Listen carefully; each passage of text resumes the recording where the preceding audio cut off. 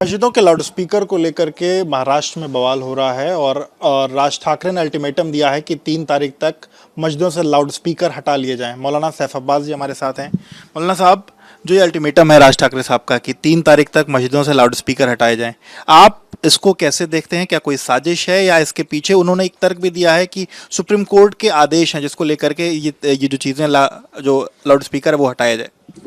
बिस्मिल्लाहिर्रहमानिर्रहीम। देखिए, ऐसा है कि राज ठाकरे साहब ने जो बयान दिया है, अगर वो सुप्रीम कोर्ट का हवाला दे रहे हैं तो सुप्रीम कोर्ट का इम्प्लीमेंट कराना जो है वहाँ की एक चुनी हुई सरकार है, उसकी जिम्मेदारी है।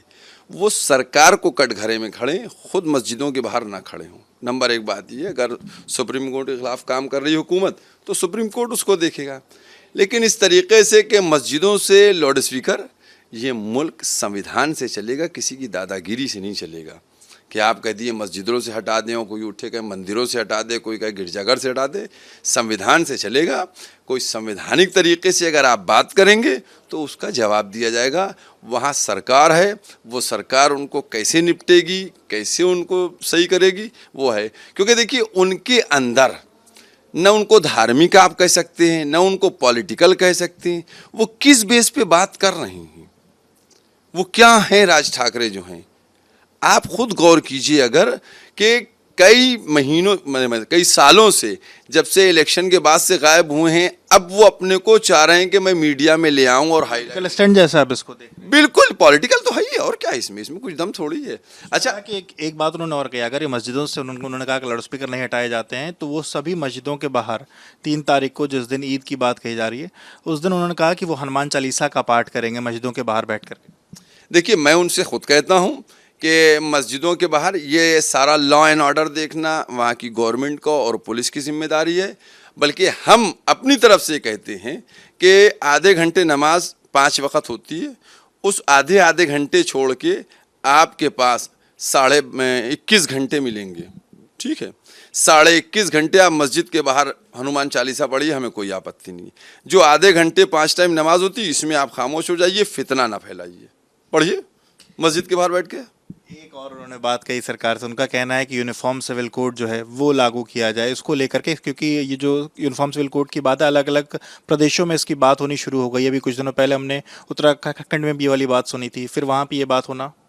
देखिए, ऐसा है कि ये सब जो हैं सियासी, मैंने आपसे एक बात शुरू में कह दी, हमारा मुल्क जो है वो संविधान के ज़रिए से चलेगा।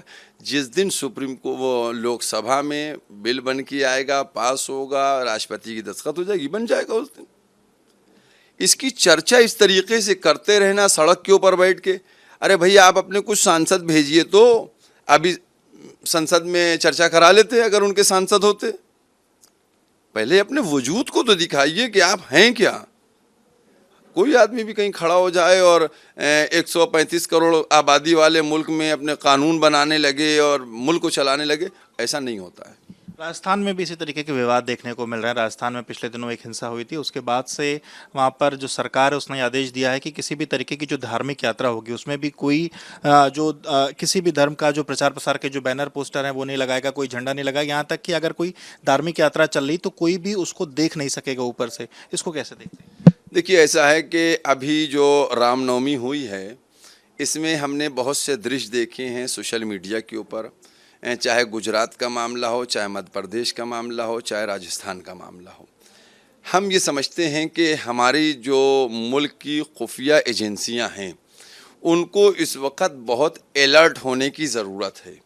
चूँकि हमारे मुल्क के अंदर ऐसे अनासिर, ऐसे लोग आ रहे हैं जो चाहते हैं यहाँ के भाईचारे को तोड़ा जाए, यहाँ के जो आपस में रिश्ते बने हुए उनको ख़त्म किया जाए। लिहाजा ये हमारे लिए बड़ा सख्त वक्त है, क्योंकि हम देख रहे हैं बहुत से तरीक़े से।